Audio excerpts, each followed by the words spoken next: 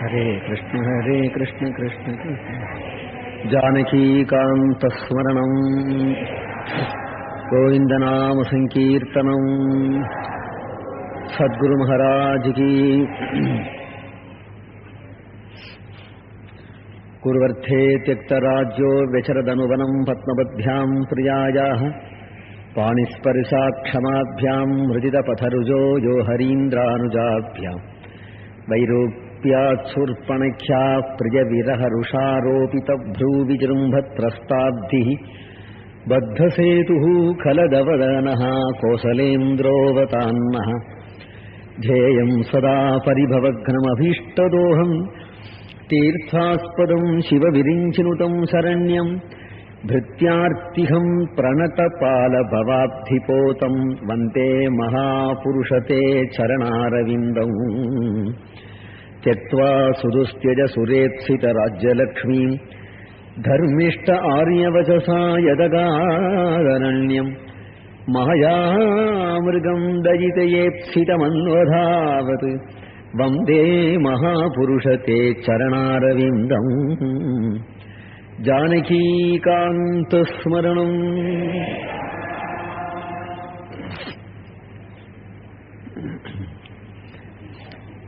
ஸ்ரீராமச்சரித்திரம் நவரசபரிதமானது.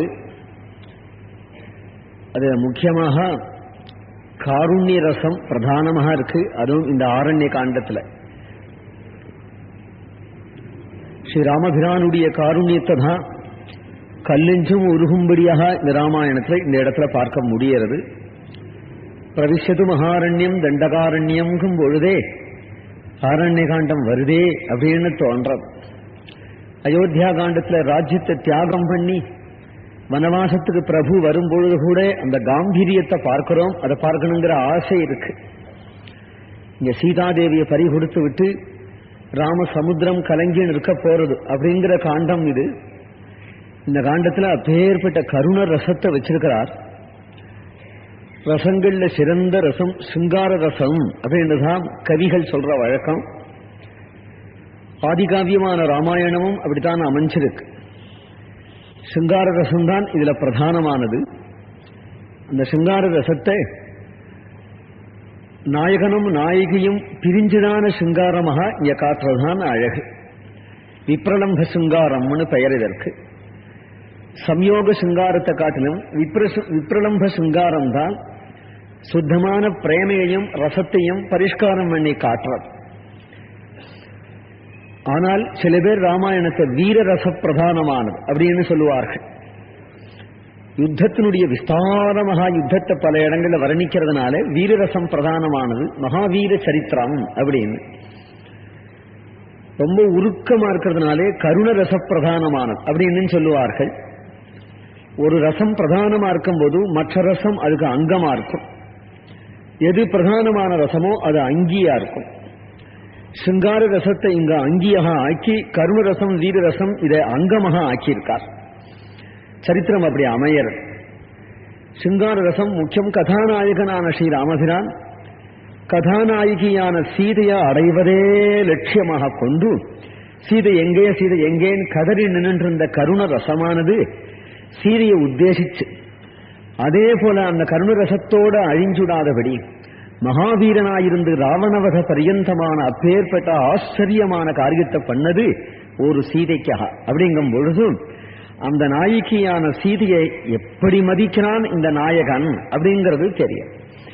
அகடன கடனையும் ஆச்சரியமான காரியங்களும் மகாவீரமும் கருணமும் இவ்வளவும் அந்த ஒரு நாயகிக்காக. செய்ய முடியாத காரியத்தை செய்யறதெல்லாம் அவளுக்காக. சமுத்திரத்துல அணையே போடுறார். தன்னுடைய மனுஷத்துவத்தை ஒளிச்சு வச்சிருக்கக்கூடிய பிரபு ஈஸ்வரங்கிற பிரகடனம் பண்ணி விடுறார். அப்பேற்பட்ட ராம ராவண யுத்தத்தை பார்க்கிறோம். ஈடு இணையில்லாத யுத்தம் அது. அப்பேற்பட்ட பராக்கிரமத்தை காட்டுறார். நிர்மூலமாக்குறார் லங்கையை. மரத்துக்கு மரம் சீதையை கண்டையானு பைத்தியம் போல திணறி நிற்கிறார். இவ்வளவுக்கும் எங்க உத்தேசம் அப்படின்னு கேட்டால் பிராட்டி கிட்ட உத்தேசம். அப்ப பிராட்டியை எவ்வளவு மதிச்சிருக்கார் அப்படிங்கிறத பார்க்கும் பொழுது லோகத்துல ஒவ்வொரு புருஷனும் தன்னுடைய மனைவியை எவ்வளவு மதிச்சிருக்கணும் அப்படிங்கிற ஸ்திரீ தர்மம் கிரகஸ்த தர்மம் காட்டப்படாது. அப்படி மதிச்சிருக்கக்கூடிய ராமனுடைய ஒரு பெருமையினால அப்பேற்பட்ட கணவனை அடைஞ்சிருக்கக்கூடிய சீதையினுடைய உத்தமமான தர்மமும் இதுல காட்டப்படுறது. சீதையை ராவணன் கொண்டு போயிட்டான் அப்படிங்கும்போது பக்தாளுக்கு மனசு தாபப்படும். ராவணன் தொட்டு தூக்கினான் அப்படிங்கிறத சொல்ல முடியாம தான், அதை சகிக்க முடியாம தான் ராவணன் ஆசிரமத்தோடு தூக்கிண்டு போயிட்டான் அப்படின்னு சொல்றான் கம்பன். மாயா சீதை அப்படின்னு சொல்றார் துளசிதாஸ். இதெல்லாம் பக்தர்களுக்கு தேவியை அப்படியே ராவணன் தூண்டினதை சொல்ல முடியாமதான். ஆனால் சீதாதேவிய அசோகவனத்துல கொண்டு வச்சிருந்தாலே அசோகவனத்துல அவள் இருந்துதான் அவளுக்கு பெருமைன்னு காட்டுறார். ஸ்திரீ தர்மத்தை காட்டுறதுக்கே பிராட்டியினுடைய அவதாரமா இருக்கும் பொழுது அதை நிரூபணம் பண்ண வேண்டிய அவசியம் பிராட்டிக்கு. அப்ப அசோகவனத்துல சீதாதேவி இருக்கிறதுனா அவளுக்கு பெருமைன்னா, அதாவது அந்நிய புருஷன் தன்னுடைய ஐஸ்வர்யங்களை காட்டி இதை உனக்கு தரேன் அப்படின்னு ஏமாத்த பார்த்தாலும் ஒரு பதிவிரத்தை புத்தி தடுமாறக்கூடாது. வெட்டி விடுவேன் குத்தி விடுவேன் என்று பயமுறுத்தினாலும் புத்தி தடுமாறக்கூடாது. அப்படிங்கிற தர்மத்தை காட்டுறதுக்கு அந்நிய புருஷனான ராவணன் பிராட்டியை கொண்டு போய் தன்னுடைய மகதைஸ்வரியத்தை காட்டி இவ்வளவையும் உனக்கு தருவேன், மமாக்ர மகிஷீபவா என்னுடைய பட்ட மகிழ்ச்சியாக ஆகு அப்படின்னு சொல்லி ஆசை காட்டியும் ஆனால் குனிஞ்ச தலை நிமிராமல் பிராட்டி இருந்தால் அந்த ஐஸ்வர்யத்தை அவள் துச்சமாக நினைச்சாள். பிறகு ராட்சசிகளை சுத்தியவர் உட்கார வச்சு குத்து கொலை பண்ணி முடிய தோன்று என்று பயமுறுத்தினான் 10 மாசம். அப்பொழுதும் சேன விருத்தேன ரட்சிதாம் என்று தன்னை காப்பாற்றிக் கொண்டிருந்தாள் என்கின்ற பெருமை அவளுக்கு. அந்நிய புருஷன் தூக்கின்னு போனாதான் இந்த பெருமையை பிரகாசப்படுத்த முடியும். அப்படிங்கிறதுனால அந்நிய புருஷன் தூக்கி போகியும் கூட ஆனால் தன்னுடைய சாரித்திரத்தை காப்பாற்றி பிறகு பெருமாளிடத்தில் அவள் வந்த ஒரு பெருமை. அவள் அந்நிய ஹஸ்த கதமாக ஆகியும் கூட பவித்திரமாக திரும்பி வர்றதை காட்டணும் அப்படிங்கிறதுதான் முக்கியம். இது ஸ்திரீ தர்மம். ராமபிரான் பரமாத்மா தானே, ஆனந்த ஸ்வரூபம் தானே, அவனுக்கு துக்கம் ஏது? ஆனால் சீதாதேவி விட்டு பிரிஞ்சு இப்படி துக்கப்பட்டான், இப்படிப்பட்ட ஒரு அஜ்ஞானத்தை அடைஞ்சான் என்கின்றதும் ஞானிகளுக்கு புரியாத விஷயமா இருக்கு.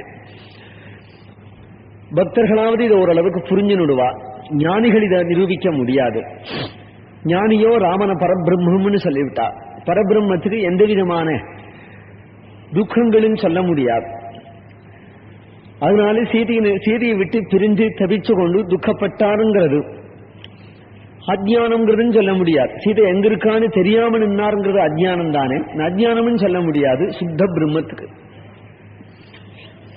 இல்ல அவதாரத்திலே இது மாதிரி இருக்கார் அப்படின்னு சொல்லிட்டோமானால் பிரம்மம் அவதாரத்திலே எப்பொழுதாவது ஜீவனக ஆயுடும் என்று எந்த வேதாந்த பட்சமும் ஒத்துக்காது.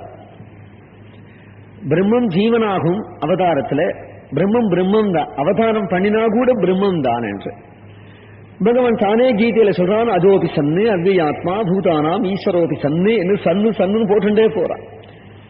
அந்த பெருமையெல்லாம் எனக்கு இருக்கும் பொழுதேதான் நான் மனுஷனை போல தோன்றேன் அப்படின்னு சொல்லும் பொழுது அதை இல்லைன்னு பண்ண முடியவே முடியாது. அதனால சர்வஜ சர்வசக்தத்வாதி அவனுடைய சுவாபாவிகமான ஈஸ்வர குணங்கள்லாம் அவனுக்கு இருக்கும் போதே தான் இதை சொல்லணும்.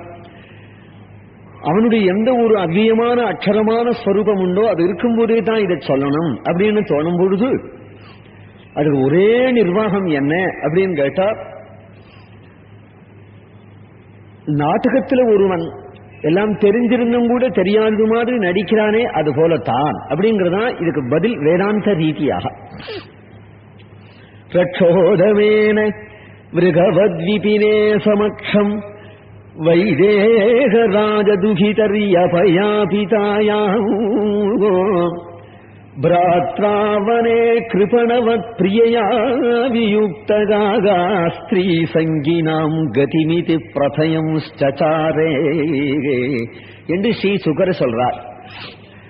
ராமஸ்வரூபத்தை சொல்றார். இங்க ராமகுணத்தை சொல்லல, ராமஸ்வரூபம் அக்ஷரமாய் அநாமமாய் அரூபமாய் அச்சிந்தியமாய் கூட்டஸ்தமாய் இருக்கக்கூடிய பிரம்மஸ்வரூபம் ஸ்ரீராமன் அப்படிங்கும் பொழுது அதை பிரதிபாதிக்கிற விஷயம் இது. அதுதான் இங்கேயும் பிரதிபாதிக்கிறார், இன்னொரு இடத்திலையும் பிரதிபாதிக்கிறார்.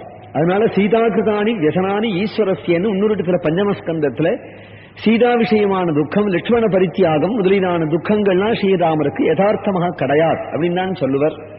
சத்தியம் அதுதான். அவன் பரமாத்மாங்கிறது சத்தியம். அதனால இவர்கள் யதார்த்தமா கிடையாது. அப்படிங்கும் பொழுது மனுஷிய அவதார மார்பினாலே லீலா விடம்பனம் அவேகி யதா நடஸ்ய என்று நடன் எப்படி வேஷம் போட்டுக்கொண்டு சிங்கார ரசமாவோ கருண ரசமாவோ வீர ரசமாவோ எந்தெந்த ரசத்துக்கு ஏற்றபடி அவன் நடிக்கணுமோ அப்படி நடிக்கிறான் அப்படின்னு தான் எடுத்துக்கணும். இப்ப ஒருவன் நடிக்கிறான், ஹரிச்சந்திர நாடகம் ஒருத்தன் போடுறான், சந்திரமதியா நடிக்கிறான் ஒருத்தன், லோகிதாட்சனா நடிக்கக்கூடிய குழந்தை செத்தது மாதிரி படுத்துருக்கான், குழந்தை செத்து போய் சந்திரமதியா அடிச்சுன்னு அழறாள். அப்படிங்கிற ரீதியில சந்திரமதியா அழும் பொழுது நாடகத்தை பார்க்கிற எல்லாருக்கும் கண்ணால ஜலம் வந்து விடுறது. இப்படி சந்திரமதி கஷ்டப்பட்டிருக்காளே அப்படின்னு அத்தனை பேர்களுக்கும் துக்கம் வந்து விடுறது. ஆனால் சந்திரமதியா நடிக்கிறவனுக்கு புத்திர சோகம் யதார்த்தமா இல்லை. இந்த புள்ள சாகலே அப்படிங்கறது அவனுக்கு தெரியும். அதுல துக்கம் இல்லை, சந்தோஷம் கூட இருக்கு. எதுனால் நன்றாக நடிக்கிறோம் அப்படிங்கிற சந்தோஷம் கூட இருக்கு. அதுபோல ராமபிரானுக்கு என்ன துக்கமானது இங்கே அவரிடத்துல ஆரோபிக்கப்பட்டிருக்கும், இந்த துக்கங்கள்லாம் நம்முடைய அவதார விடம்பனம் நன்னா இருக்கு அப்படிங்கிற ஒரு சந்தோஷம் கூட அவருக்கு இருக்கு அப்படின்னு தான் சொல்லணும். அதனாலே அவருக்கு துக்கம்ங்கிறது யதார்த்தமா கிடையாது. அப்படிங்கிறதுதான் பிரம்ம வித்யை. பிரம்ம வித்தியை கொண்டு ஸ்ரீராமரை பார்த்தாங்க. ஆனால் பக்தி சித்தாந்திகள் இங்க ராமருடைய துக்கத்தை யதார்த்தமாவே சொல்லுவா. அதுக்கு காரணம் என்ன, கெட்டுப்போன பொருள் அப்பேற்பட்ட வஸ்துவா போயிட்டதுனால அந்த வஸ்துக்காக யதார்த்தமாக இவனை அழலேன்னா இவனை அரசிக்கன்னு சொல்லணும், மதிப்பு தெரியாதவன் அப்படின்னு சொல்லணும். எப்பேற்பட்ட பொருள் கெட்டு போயிடுச்சு, சீதையல்லவோ கெட்டு போயிட்டாள், அப்பேற்பட்ட பக்தாள் அல்லவோ கெட்டு போயிட்டாள். பக்தாள் கெட்டு போயிட்டாள் அப்படிங்கும் பொழுது பக்தாளுக்கு ஒரு துக்கம் வந்துடுத்து அப்படிங்கும் பொழுது பகவானுக்கு துக்கம் வரணும். அவனுடைய துக்கத்தை பொய்ன்னு சொல்லக்கூடாது. சித்த முன்னாடி சொன்னது சுத்த வேதாந்தம், இப்ப சொல்றது பக்தி வேதாந்தம். அவனுடைய துக்கம் யதார்த்தமா இருக்கணும். ஏன்னால் நம்மளை நினைச்சு கருணையினால கண்ணீர் விடாத தெய்வத்தால நமக்கு என்ன பிரயோஜனம்? நமக்கு ஒரு கஷ்டம் வந்து கொடுத்தனா என் பக்தனுக்கு இந்த கஷ்டம் வந்து கொடுத்தே அப்படின்னு பதறணும் அந்த தெய்வம். நான் கஷ்டத்தை நீக்கணும்னு சொல்லல, ஆனா என்ன நினைச்சா அழணும். என் பக்தனுக்கு கஷ்டம் வரமாவது அப்படின்னு அழணும். அது கூட இல்ல, அது சுத்தமான பிரம்மஸ்வரூபமா இருந்தா பக்தனுக்கு ஆசைக்கிறதுக்கு நன்னா இருக்காது. பக்தன் கருணர் ரசத்தினால கண்ணீர் விடுறதான் பார்க்கிறான். அதனால இப்பொழுது ராமச்சந்திரமூர்த்திக்கு அப்படி கதறினாள் அப்படின்னால் அப்படி ஓடி வந்தாலே என் பின்னாடி பக்தாம் பதிவிரதாம் தீனாம் மாம்சமாம் சுகுதுக்கையோகோ என்று அப்படி ஓடி வந்தவளை கைதவர விட்டுட்டேனே, அவளை ரட்சிக்க முடியலையே, அவள் எங்கு இருக்கிறாள், அவளை ரட்சித்தே தீருவேன் என்று நினைச்ச கருணையினால கதி கலங்கி நிற்கிறாள் பெருமாள் அப்படின்னு பக்தாள் சொல்றார். மூன்றாவது ஸ்தானத்துல பகவான்கிறத விடுங்கோ, பிரம்மஸ்வரூபங்கிறது விடுங்கோ, மூன்றாவது ஸ்தானத்துல நாயகன் அப்படின்னு எடுத்துட்டேனால் அதுவும் குணம். தன் பத்னியை நினைச்சுன்னா அழுதுன்னு நிற்கிறது அப்படிங்கிறது ஒரு தோஷம் இல்லை. ரொம்ப அல்பனா இருக்கிறவன் இதை தோஷத்தை காட்டி ராமர் பூஜிக்கத்தக்கவனான்னு கேட்டுடுவான். அவன் வரையில நம்ம இறங்க வேண்டாம். அல்பத்திலையும் அல்பனவன், நம்ம ஸ்தானத்துக்கு அவனை ஒசத்த முடியாது, நம்ம அவன் அடியில போய் கால் வைக்க முடியாது. அவள் கேட்கிற கேள்விகளை பூர்வபட்சமாக கூட நம்ம எடுத்துக்க முடியாது. எடுத்திருந்தா பெரியவாள்லாம் எடுத்து பதில் சொல்லியிருப்பாளே. அந்த கேள்விகள் நமக்கு இதுவரை எழும்பவே இல்லையே பெரியவாளுக்கெல்லாம். காரணம் என்னன்னா அவ்வளவு மற்ற ரகமாவா பேசுறது. இப்பேற்பட்ட உத்தம கிரந்தத்தை வச்சுண்டு ஒரு மனைவியை நினைச்சு ஒரு கணவனுக்கு பரிவு வேண்டாம்னு சொல்றா. பரிவு வேணுமானால் எவ்வளவு பரிவு வேணுங்கிறதான் பெருமாள் காட்டுறார். அதனால மனுஷன்னு நீங்கள் எடுத்துட்டாலேயே ஒரு மனைவியினிடத்துல கணவனுக்கு எவ்வளவு பரிவு வேணும்னு அவளை அங்க வந்து பார்க்கிறார், அவளை காணும்னா தேடி பார்த்தா காணல, என்ன பண்ற என்று இருந்துட்டானால் அந்த மனைவியினிடத்துல அவன் பிரியம் உடையவன் அர்த்தமா? அவளை தேடி கேடி கண்டுபிடிச்சு மறுபடியும் குடியும் கொடுத்தனமா வச்சாதானே அதுல அவள் இடத்துல பிரியம் உடையவன் அர்த்தம். ஒரு கணவனுக்கு மனைவியினிடத்துல எவ்வளவு பிரியம் வேணுங்கிற தர்மம் தெரிகிறது. பகவானுக்கு ஆசிரித்த ஜனங்களிடத்துல எவ்வளவு கருணை வேணுங்கிறது இரண்டாவது பட்சம் அது தெரிகிறது. பிரம்மஸ்வரூபம் சொன்னால் லீலா விடம்பனம் அவேகி யதா நடஸ்ய. மூணு பட்சத்திலையும் இது ரசிக்கத்தக்கதான உத்தமமான விஷயம். இப்ப ஆரண்ய காண்டம். இந்த மூன்று விஷயத்திலையும் யாருக்கு ஏற தெரியலையோ அவன் இதை கேட்கறதுக்கு லாயக்கில்ல. அதனால இந்த மூன்று விஷயத்திலையும் சீதாபகரணத்தையோ ராமன் கதிகலங்கி நிற்க போறதையோ நான் சொல்லணுமே அப்படின்னு ஒரு மூலையில வயர் பகீர்னாலும் கூட இன்னொரு மூலையில சொல்லணும்னு ஆசையா இருக்கு. அப்படி ராமர் நிற்கிறத சொல்லணும் ஆசையா இருக்கு. ஏன்னா அப்படிதான் ராமருடைய காருண்ய ரசம் நிரம்பின ஸ்வரூபம் புரியறது. அயோத்தியா காண்டத்தை ராமர் எப்படி இருந்தார் பாருங்க, ஆரண்ய காண்டத்தை ராமர் எப்படி இருக்க போறார் பாருங்க. அப்ப அயோத்தியா காண்டத்தை ராமருடைய அப்பேற்பட்ட ஒரு காம்பீரியம் இந்த ஆரண்ய காண்டத்தை ராமர் இடத்துல கொலைஞ்சு போய் அப்படியே தடுமாறி நிற்க போறார். இந்த கதை சொல்லத்தான் போறேன், கண்ணீர் விடத்தான் வேணும். ராமர் ஏன் இப்படி ஒரு சரித்திரத்தை அமைச்சுண்டானால் நவரச பரிதமா இருக்கணும் சரித்திரம். நவரச பரிதமா இருந்தாதான் ஜனங்களுக்கு இதுல ஒரு ரஞ்சகம் இருக்கும், ஜனங்கள் இந்த கதையில விழுவா. இதனால ராமபக்தி வரணும். பக்திங்கிறதே ரசம். பக்திங்கிறது யோகம்னா அது வேற அர்த்தம், பக்தி யோகம்ங்கிறது வேற அர்த்தம்.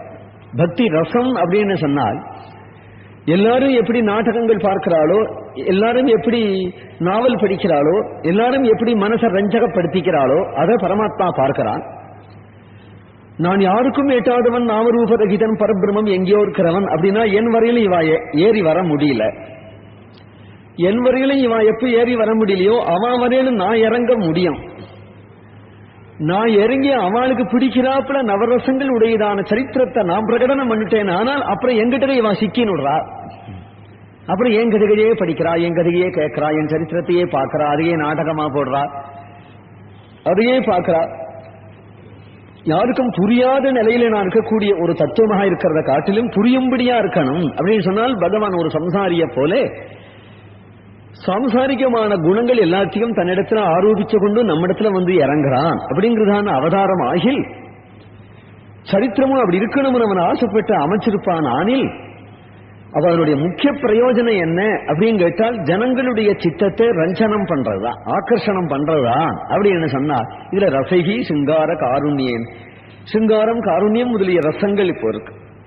சித்த முன்னாடி ஆரம்பத்துல சொன்னேனே சிங்கார ரசம் தான் பெரும்பாலும் காவியங்கள்ல முக்கியமா இருக்கும். அதுக்குதான் ரசராஜம்னு பெயர். அதுக்கு அங்கமாக வீர ரசம் இருக்கும், அதுக்கு அங்கமாக கருண ரசம் இருக்கும், ஹாஸ்ய ரசம் கூட அதுக்கு அங்கமா இருக்கும். ஹாஸ்யம் சூர்பனகா முகே அப்படின்னு சொன்னோம் இல்லையா மத்தியானம். சூர்பனையை கொண்டு வச்சு ஹாஸ்ய ரசமும் அதுல கொஞ்சம் காட்டினோம். முக்கியமான ரசம் சிங்கார ரசம்னோம். இப்ப நவரசத்தையும் சேர்த்து இன்னொரு ரசம் இருக்கு. ஒரு ராஜா, இது காட்டுல மேற்கு ஒரு ராஜா இருக்கு, அதை சேர்த்தா 10 ரசம் ஆயிடும். எதுனா பக்தி ரசம். பக்தி ரசம்ங்கிற ஒண்ணு எடுக்கும் பொழுது இந்த நவரசம்ங்கிறது அங்கமா போயிடும். சிங்கார ரசம் உள்பட நவரசமும் அதுக்கு அங்கமா போயிடும். அது ராஜாவான நவரச மிளிதம் வா கேவலம் வா புமர்த்தம் அப்படின்னு மதுசூதன சுவாமி பக்தி ரசாயனங்கிற கிரந்தம் ஆரம்பிக்கும் பொழுதே சொல்றார். பக்தியை பத்தி நிரூபணம் பண்ணும் பொழுது நவரசத்தையும் பக்தி ரசத்துக்கு அங்கமாக்கிவிட்டா பக்தி ரசம் தசமரசம் ஆயிடும். இப்பொழுது அந்த பக்தி ரசத்தை பிரதானமாக கொண்டு வால்மீகி பகவான் நவரசத்தையும் அதுக்கு அங்கமாக ஆக்கி இந்த கதாநாயகன் ஸ்வயம் ஜஜ்ஞே விஷ்ணு சனாதனஹா என்று சொல்றபடி பகவானகா இல்லாத போனால் இந்த காவியம் இந்த கதை பக்தி ரசமாக ஆகாது. இது நளன் துஷ்யந்தன் முதலியவாள் சரித்திரத்தை படிச்சா எப்படியோ அதுபோல சிங்கார ரசமாத்தார். இப்ப சாகுந்தர நாடகம் படிக்கிறோம், அது சிங்கார ரசமாதானே இருக்கு. நைஷதம் படிக்கிறோம், அது சிங்கார ரசமாதானே இருக்கு. அதுபோல நின்றுடும். ஒரு காலம் அதுல இருந்து சில தர்மங்கள் தெரியும், அதோட முடிஞ்சுவிடும். ஒரு காலம் படிச்சால் புண்ணியம் கூட உண்டு. ஆனால் பரமபுருஷார்த்தமான மோட்ச பரியந்தம் பலன் சொல்றாரே வால்மீகி, விஷ்ணோபதம் சாஸ்வதம்ங்கிறாரே. அப்பேற்பட்ட பலனை பெறக்கூடிய பிரம்ம வித்யகமும் இது ஆகணும் அப்படின்னு சொன்னால் அதுக்கு ஆதாரமான உபாசனம், ராமரூபமான பரபிரம்மத்தை உபாசனம் பண்ணணும். இதான் வால்மீகியினுடைய இஷ்டம். அந்த உபாசனம் யமனியமாசன பிராணாயாமாதிகளாலே மனசை அடக்கி கொண்டு போக வேண்டிய அவசியம் இல்லாம சிரவண கீர்த்தனாதிகளாலேயே ராமமயமாயிடணும் மனசு. சிரவண கீர்த்தனம் ஆயிருந்ததானால் 1000 பேரை உட்கார வச்சு பிரத்யக்ஷாதி பிரமாணங்களை நிரூபணம் பண்ணி கடைசியில சப்த பிரமாணம் தான் முக்கியம்னு எடுத்து சப்த பிரமாணத்தாலே உனக்கு நிரூபணம் பண்றேன்னு சொல்லி என்ன நிரூபணம் பண்ண போறாருன்னு தலையை தூக்குற காலத்திலே புரியாது அப்படிங்கிறதுதான் நிரூபணம் அப்படின்னு சொல்லிடக்கூடாது. ஆகினாலே இது புரியாது, உன் புத்தினால புரிந்து கொள்ள முடியாது. உன் புத்திக்கு இது சேஷபூதமானது இல்லை, சேஷபூதமாயிட்டா அது பிரம்மம் இல்லை என்று சொல்லிக் கொண்டிருந்தா பெண்ண முழிக்கிறத தவிர வேற ஒன்றும் இருக்காது. நம்முடைய புத்தி போய் லயமாக ஆகி ஜகத்தை மறந்துடணும், அதிலேயே நிற்கணும். அப்படியே நிற்கணுமானால் அப்பேற்பட்ட திவ்ய சரித்திரம், அப்பேற்பட்ட கல்யாண குணங்கள், அப்பேற்பட்ட ரசம் இவைகளோட கூடியதான மிருது காவியம். இவ்வளவுக்கும் கடினமான சப்தங்கள் இல்லாதபடி மதுமய பணிதீனாம் மார்கதரிசி மகர்ஷிகின்னு எவ்வளவு படிச்சாலும் அழுக்காத ஸ்லோகங்கள், அழுக்காத பதங்கள், அப்பேற்பட்ட மதுரமான பதங்களையும் மதுரமான காவியமும் ஒரு க்ஷணம் படிச்சுட்டே வரும் பொழுது படிக்கிறோமா அப்படின்னு தோணும். பிரத்யக்ஷம் இவ தரிசிதம், நேர பார்க்கிறது போலே அப்படி வால்மீகி பகவான் அதை காட்டி ஹிருதயத்தை ராமமயமாக ஆக்கிவிட முடியாது. அப்பேற்பட்ட உத்தமமான ஒரு காவியம். இதுல பக்தி ரசம்தான் பிரதானம். பக்தி ரசத்துக்கு அங்கமாக மற்ற ரசங்கள் இருக்கிறது. எந்த கோணத்துல பார்த்தாலும் இதுல யாரும் ரசிகன், பக்தன், வேதாந்தி யாரும் இதை தோஷம் சொல்ல முடியாது. இதை வேண்டாம்னு அந்த எடுத்து வச்சிட முடியும். அந்த எடுத்து உபனிஷத் பாஷ்யத்தில், வேதாந்த பாஷ்யத்திலேயே ராமாயண பிராமணியத்தை எடுக்கிறார் ஆதிசங்கரர். அப்பேற்பட்ட ஒரு பிரமாணமான கிரந்தமா இருக்குமானால் எல்லா கிரந்தங்களுக்கும் முன்னாடி ஏற்பட்ட கிரந்தம் ஆதிசங்கரர். சொன்னே ஆதிசங்கருக்கும் வழிகாட்டியான ஒரு வேதாந்தி உண்டு. யாரு? வேதவியாசர். அந்த வேதவியாசரே மகாபாரதத்தை எழுதும்பொழுது ராமாயணத்தை படிச்சதுனால்தான் தான் எழுதுறேன்னே சொல்றார்.